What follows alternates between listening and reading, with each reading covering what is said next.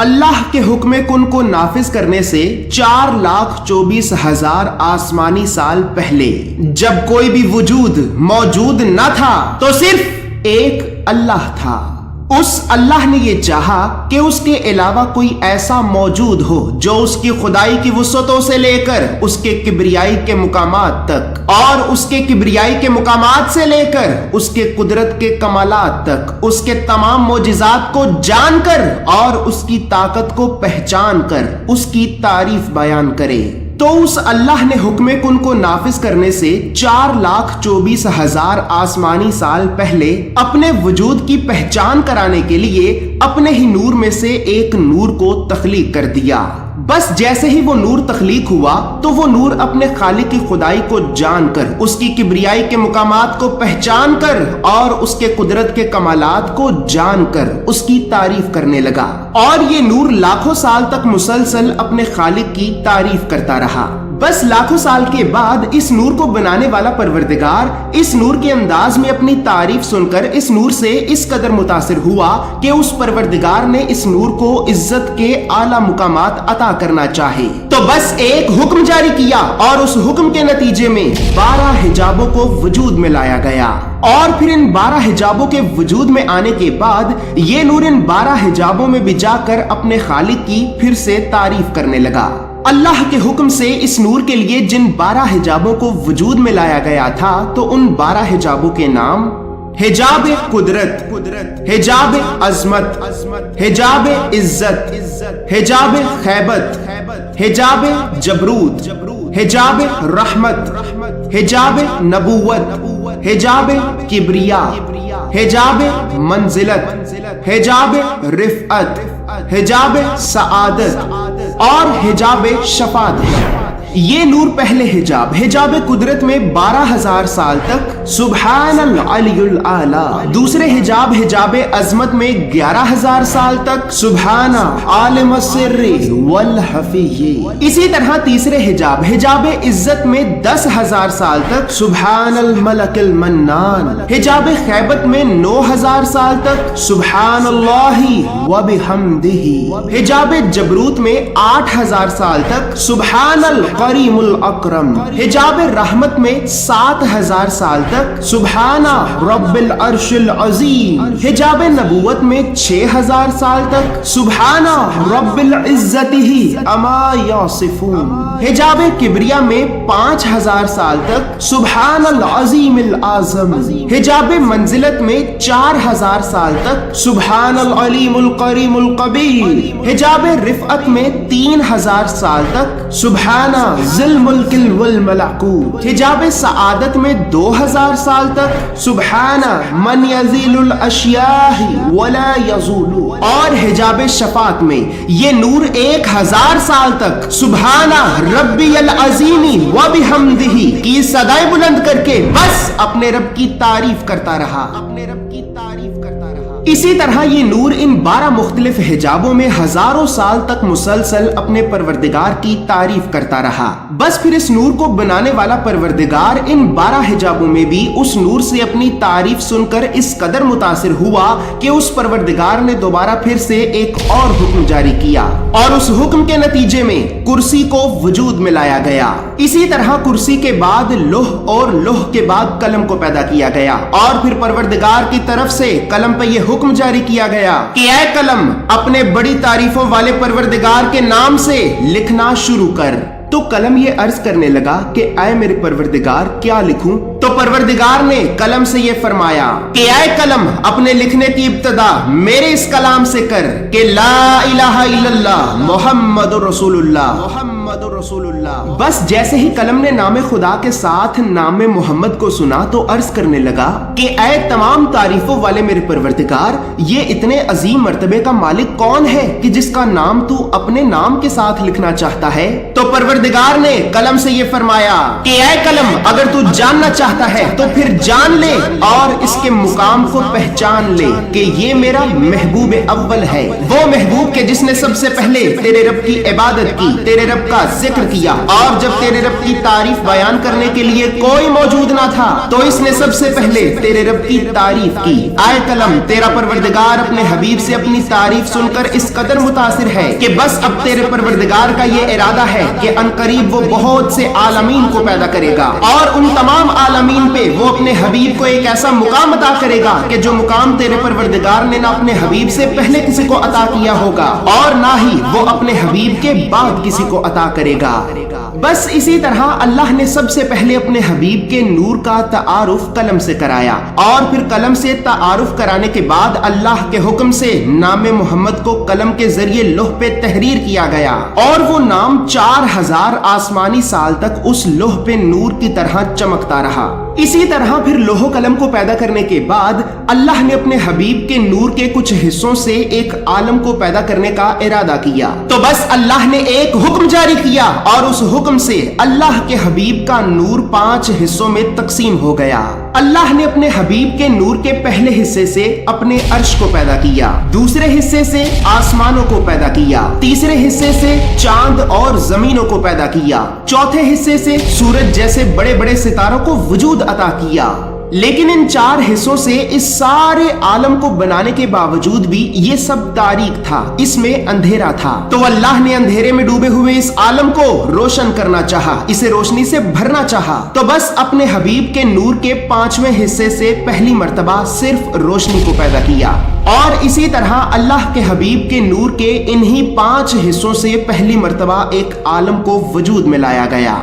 Viewers, یہاں پر ایک اہم خاص اور ضروری سوال حضرت رسول خدا صلی اللہ علیہ وآلہ وسلم کا مخلوق کے اول ہونے کے بارے میں پیدا ہوتا ہے۔ تو ویورز، یہاں پر یہ بات یاد رہے کہ حضرت رسول خدا جناب محمد مصطفیٰ مخلوق اول ہیں۔ اس بات کا ذکر اللہ نے غور و فکر کرنے والے لوگوں کے لیے پہلے سے ہی قرآن میں واضح طور پر بیان کر دیا ہے، جیسا کہ اللہ رب العزت قرآن میں سورہ مریم کی آیت نمبر 93 میں یہ ارشاد فرماتا ہے کہ آسمانوں اور زمینوں اور اس کائنات میں جو کچھ بھی موجود ہے وہ اللہ کا عبد ہے۔ ویورز، عبد عربی زبان کا لفظ ہے اور اس کا مطلب ہے بندہ، یعنی بندگی کرنے والا یا پھر عبادت کرنے والا۔ اگر میں آپ کو اس آیت کا آسان لفظوں میں مطلب بتاؤں تو اللہ رب العزت ہمیں یہ بتا رہا ہے کہ کائنات کا ذرہ ذرہ اللہ کا بندہ ہے اور اللہ کی عبادت کرتا ہے، اور پھر ساتھ ہی اللہ رب العزت سورہ الزخرف کی آیت نمبر 81 میں یہ فرماتا ہے،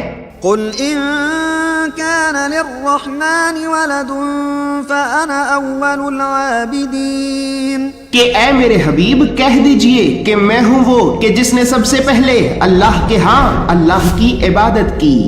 اسی طرح قرآن میں ایک اور جگہ پر سورہ آل عمران کی آیت نمبر 83 میں اللہ رب العزت یہ ارشاد فرماتا ہے کہ زمین و آسمان اور کائنات میں موجود ایک ایک ذرہ اللہ کا مسلمان ہے اور اللہ کی بارگاہ میں سر تسلیم ہم کیے ہوئے ہیں۔ اور پھر ساتھ ہی اللہ رب العزت سورہ الانعام کی آیت نمبر 163 میں یہ فرماتا ہے،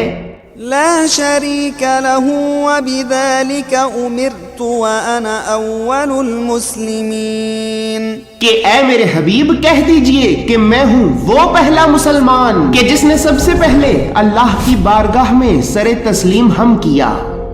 ویورز، جب آپ ان دونوں آیات کو پڑھیں گے تو ان آیات میں مسلمان اور سر تسلیم ہم، ان دونوں لفظوں کا مطلب ضرور یاد رکھیے گا، اور ان دونوں لفظوں کا مطلب ایک ہی ہے، اور وہ مطلب یہ ہے کہ اپنی خواہش اور اپنے وجود کو اللہ کے حکم کے سامنے جھکا دینا۔ اب جیسا کہ میں آپ کو قرآن سے حضرت رسول خدا کا مخلوق اول ہونے کے بارے میں بتا چکا ہوں، تو ویورز یہاں پر یہ بات بھی یاد رہے کہ حضرت محمد مصطفیٰ صلی اللہ علیہ وآلہ وسلم بے شک اس زمین پہ ایک انسانی وجود کی صورت میں موجود رہے، لیکن حقیقت میں آپ ایک نور ہیں، اور آپ ایک نور ہیں اس بات کا ذکر تو اللہ نے بغیر غور و فکر کرنے والے لوگوں کے لیے بھی قرآن میں 2 جگہوں پر سورہ المائدہ کی آیت نمبر 15 اور سورہ الاحزاب کی آیت نمبر 46 میں واضح طور پر بیان کر دیا ہوا ہے۔ بس پھر جیسے ہی اللہ نے اپنے حبیب کے نور کے ان 5 حصوں سے ایک عالم کو بنا کر مکمل کیا، تو اس عالم کو بنا کر مکمل کرنے کے بعد اللہ نے اس عالم میں اپنی عبادت کے لیے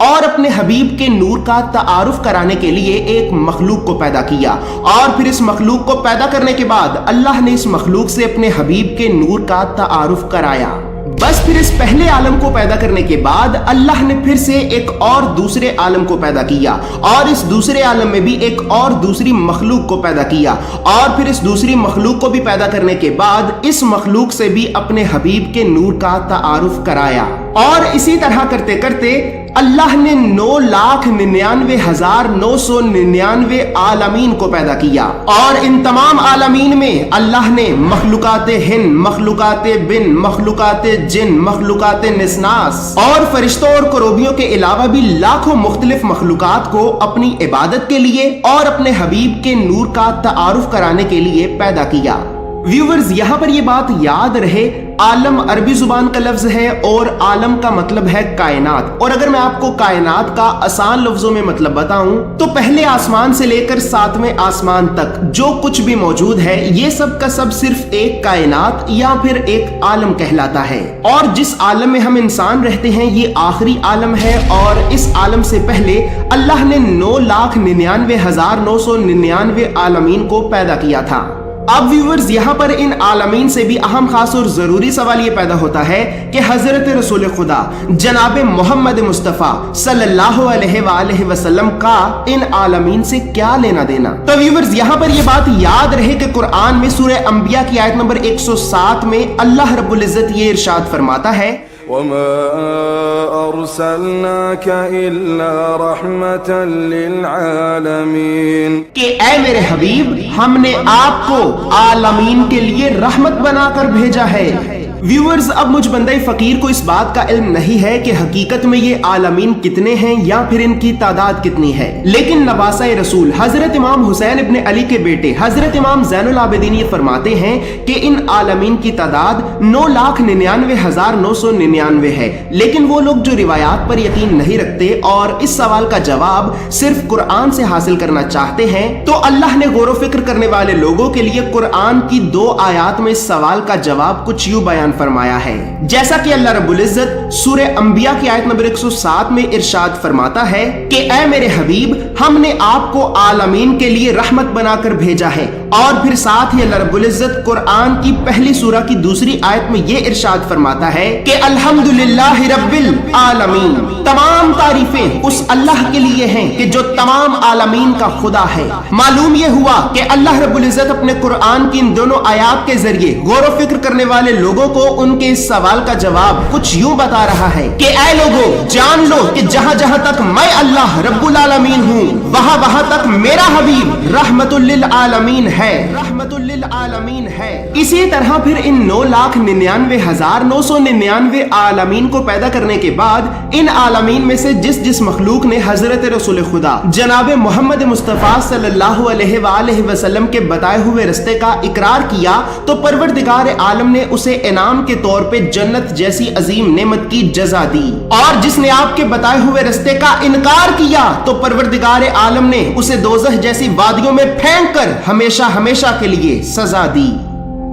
बस फिर इसी तरह वक्त गुजरता रहा। जिस तरह अल्लाह ने 9,99,999 आलमीन को पैदा किया और उन आलमीन में मुख्तलिफ मखलूकात को पैदा किया और फिर उन मुख्तलिफ मखलूकात से अपने हबीब के नूर का तारुफ कराया, तो बिल्कुल इसी तरह अल्लाह ने अब ये इरादा किया कि वो एक और आलम यानी 10 लाखवें आलम को पैदा करेगा। और इस आलम में अब वो एक ऐसी मखलूक को भी पैदा करेगा कि जो मखलूक बाकी तमाम मखलूकात के मुकाबले में सबसे बेहतर होगी, जिसका कोई सानी ना होगा, जो अशरफुल मखलूकात होगी। तो बस अल्लाह ने उस अशरफ और बेहतरीन मखलूक को पैदा करने से करीबन 2000 साल पहले अपने अर्श पे ये ऐलान किया कि ऐ तमाम फरिश्तों जान लो कि मैं अनकरीब ज़मीन में एक ऐसी मखलूक को पैदा करने वाला हूँ कि जो मखलूक मेरी अब तक की पैदा करदा तमाम मखलूकात से बेहतर होगी, जिसे मैं अपना खलीफा मुकर्रर करूंगा और जो ज़मीन और आसमान में खलीफतुल्लाह के हिताब से जाना जाएगी। लिहाजा तुम्हारे परवरदिगार का ये हुक्म है कि जैसे ही वो अपनी बेहतरीन मखलूक की तख्लीक को मुकम्मल करके उसमें अपनी रूह फूंके तो तुम तमाम फरिश्ते फौरन सजदे में गिरकर उस मखलूक की ताज़ीम करना।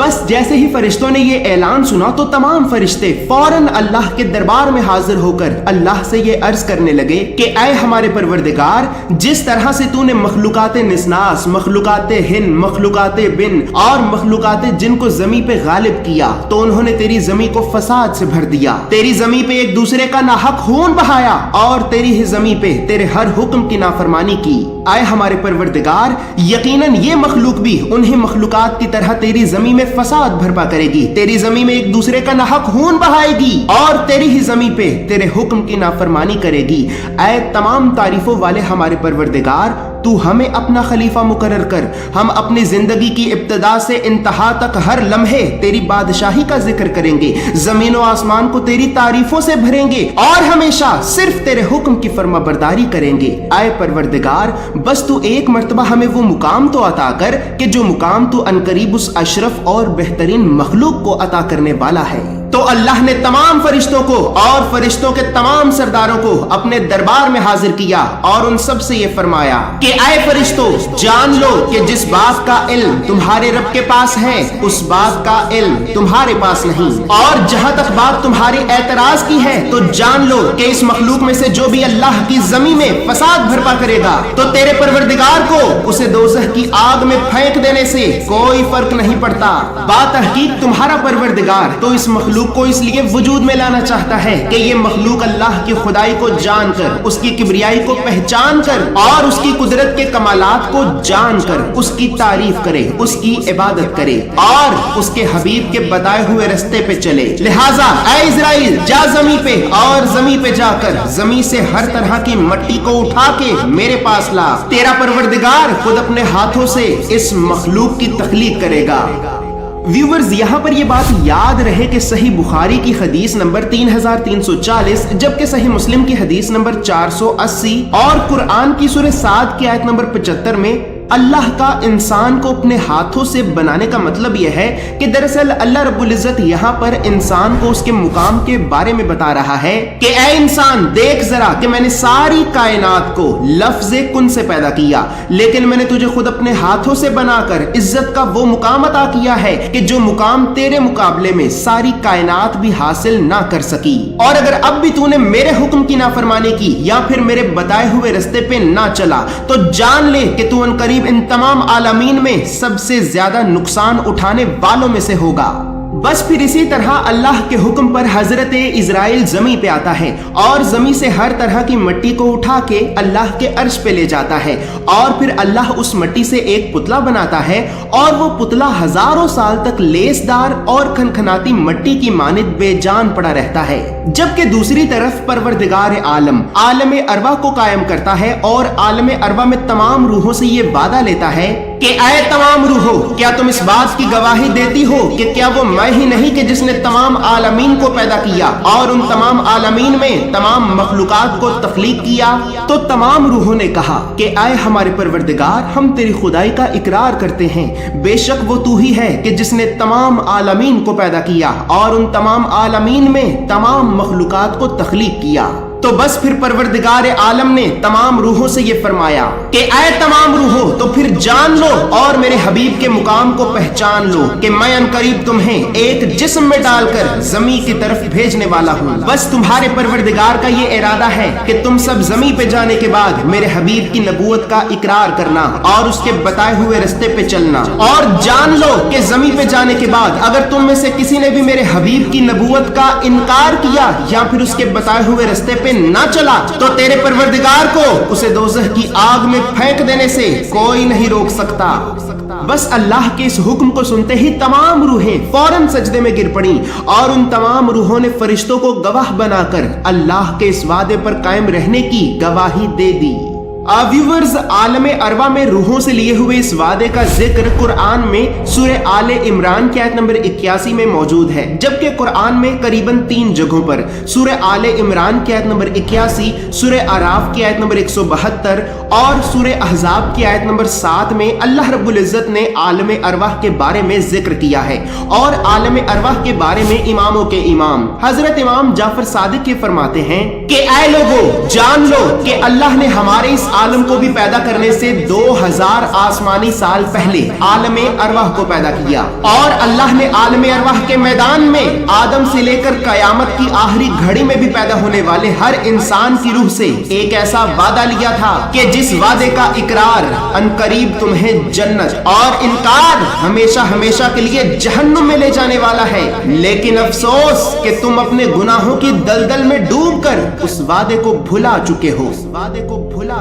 ویورز، یہاں پر حضرت امام جعفر صادق جس وعدے کے متعلق فرما رہے ہیں تو وہ عالم ارواح میں لیا ہوا یہی وعدہ ہے کہ ہر انسان زمین پہ پیدا ہونے کے بعد یا پھر زمین پہ پہنچنے کے بعد نبی صلی اللہ علیہ وآلہ وسلم کے بتائے ہوئے رستے پہ چلے گا، اور جیسا کہ میں آپ کو بتا چکا ہوں کہ اس وعدے کا ذکر قرآن میں سورہ آل عمران کی آیت نمبر 81 میں بھی صاف صاف موجود ہے۔ اسی طرح بس پروردگار عالم عالم ارواح میں بھی تمام روحوں کے سامنے اپنے حبیب حضرت محمد مصطفیٰ صلی اللہ علیہ وآلہ وسلم کی تعریفیں بیان کرتا رہا۔ پروردگار عالم نے عالم ارواح میں اپنے حبیب کی تعریفیں بیان کرنے کے بعد اپنے حبیب کو مزید عزت و احترام عطا کرنے کے لیے علم و معرفت کا مقام عطا کرنا چاہا، تو علم و معرفت کا مقام عطا کرنے کے لیے پروردگار عالم نے ایک حکم جاری کیا، اور اس حکم کے نتیجے میں نور سے بنے ہوئے 20 دریاؤں کو وجود میں لایا گیا، اور پھر ان 20 دریاؤں کو وجود میں لانے کے بعد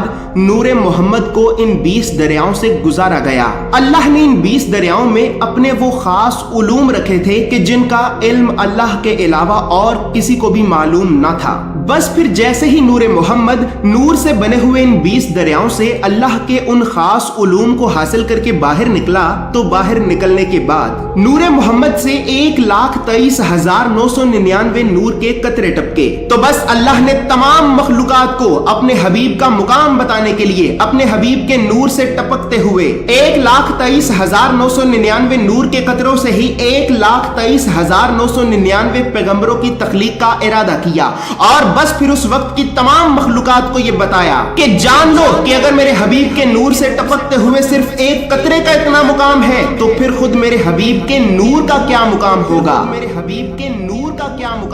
بس پھر اللہ رب العزت مسلسل ہر جگہ ہر مخلوق کے سامنے اپنے حبیب حضرت رسول خدا جناب محمد مصطفیٰ صلی اللہ علیہ وآلہ وسلم کی تعریفیں بیان کرتا رہا۔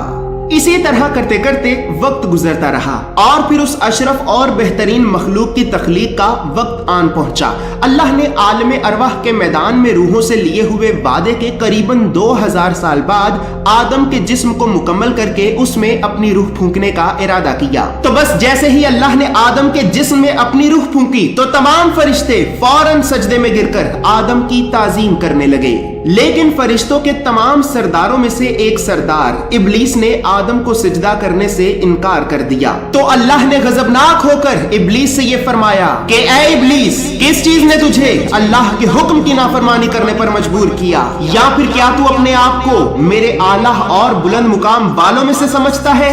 تو ابلیس تکبر میں آ کر کہنے لگا کہ اے مجھ ابلیس کو آگ سے بنانے والے میرے پروردگار، تو نے مجھے آگ سے پیدا کیا ہے اور اس آدم کو حقیر سی مٹی سے پیدا کیا، میں نے لاکھوں سال تیری عبادت کی، تجھے ہزاروں سجدے کیے اور ہمیشہ صرف تیرے حکم کی تعمیل کی، اے پروردگار تیرا یہ حکم میرے مقام و مرتبے کے خلاف ہے کہ میں آگ سے بنا ہوا شیطان اس مٹی سے بنے ہوئے انسان کو سجدہ کرے، ایسا ہرگز نہیں ہو سکتا۔ ویورز، یہاں پر یہ بات یاد رہے کہ اللہ رب العزت نے شیطان کی اس بات کا ذکر قرآن میں سورہ صاد کی آیت نمبر 75 میں بیان کیا ہے، اور اللہ رب العزت نے غور و فکر کرنے والے لوگوں کے لیے قرآن کی اسی آیت میں ہی ایک نشانی کو بھی چھپا رکھا ہے، جیسا کہ اللہ رب العزت قرآن میں سورہ صاد کی آیت نمبر 75 میں یہ ارشاد فرماتا ہے کہ اے ابلیس، میرے حکم کے باوجود تو نے آدم کو سجدہ کرنے سے انکار کیوں کیا؟ اور پھر آگے اسی آیت میں ہی اللہ رب العزت یہ بھی فرماتا ہے، یا پھر کیا تو اپنے آپ کو میرے اعلیٰ اور بلند مقام والوں میں سے سمجھتا ہے؟ تو ویورز یہاں پر یہ بات یاد رہے کہ قرآن کی سورہ صاد کی آیت نمبر 75 میں بلند مقام والوں سے مراد نبی صلی اللہ علیہ وآلہ وسلم کی پاک ذات ہے کہ جنہیں اللہ رب العزت کی طرف سے آدم علیہ السلام کو سجدہ کرنے کا حکم نہیں دیا گیا تھا۔ اگر میں آپ کو قرآن کی اس آیت کا آسان لفظوں میں مطلب بتاؤں تو اللہ رب العزت آدم علیہ السلام کی تخلیق کے وقت ابلیس سے یہ فرما رہا تھا کہ اے ابلیس، کیا تو اپنے مقام کو میرے حبیب کے مقام کے برابر سمجھتا ہے کہ جو تو آدم کو سجدہ نہ کرے؟ ویورز یہاں پر بھی ایک اہم خاص اور بہت ہی ضروری سوال حضرت رسول خدا کا آدم علیہ السلام کی تخلیق کے وقت موجود ہونے کے متعلق پیدا ہوتا ہے۔ تو ویورز قرآن سے تو میں آپ کو رسول خدا کا مخلوق کے اول ہونے کے بارے میں بتا چکا ہوں، لیکن قرآن کے علاوہ یہاں پر یہ بات بھی یاد رہے کہ جامع الترمذی کی حدیث نمبر 3609 کے مطابق رسول اللہ صلی اللہ علیہ وآلہ وسلم نے اپنے پیارے اصحاب سے یہ فرمایا کہ اے میرے اصحاب، جان لو کہ میں اللہ کے ہاں اس وقت بھی نبی تھا کہ جب آدم جسم اور روح کے درمیان تھے۔ اسی طرح ویورز اللہ کے اتنے عظیم حکم کے باوجود بھی ابلیس نے آدم علیہ السلام کو سجدہ کرنے سے صاف صاف انکار کر دیا۔ بس اب جیسے ہی ابلیس نے نبی صلی اللہ علیہ وآلہ وسلم کی پاک ذات کو اور اللہ کے حکم کو اپنے تکبر میں آ کر حقیر سمجھا تو بس اللہ نے غضبناک ہو کر ابلیس سے یہ فرمایا کہ اے ابلیس، دفع ہو جا اللہ کے دربار سے، اللہ نے تیری عبادتوں کو، تیرے سجدوں کو تیرے منہ پہ مارا، بس تو ذلیل ہے اور عنقریب ایک بہت بڑا نقصان اٹھانے والے بدبخت کافروں میں سے ہے۔ بس اللہ کا یہ حکم نافذ کرنا ہی تھا کہ اللہ کے حکم پر اس بدبخت کافر کو فوراً زمین کے بھیانک جزائر کی طرف پھینک دیا گیا۔ جبکہ دوسری طرف اللہ نے اپنے حبیب کے نور کو حضرت آدم علیہ السلام کی جبی میں رکھا اور حضرت آدم کو اور بی بی حوا کو عزت و احترام کے ساتھ جنت میں داخل کر دیا۔ لیکن جنت میں داخل ہونے کے بعد جیسے ہی آدم اور حوا سے ایک بھول ہوئی تو اسی بھول کے نتیجے میں اللہ نے آدم اور حوا کو بھی زمین کی طرف بھیج دیا، اور بس پھر جس دن سے اللہ نے شیطان اور انسان کو اس زمین پہ بھیجا تو اسی دن سے ہی اس زمین پہ شیطان اور انسان کی دشمنی کا آغاز ہوا۔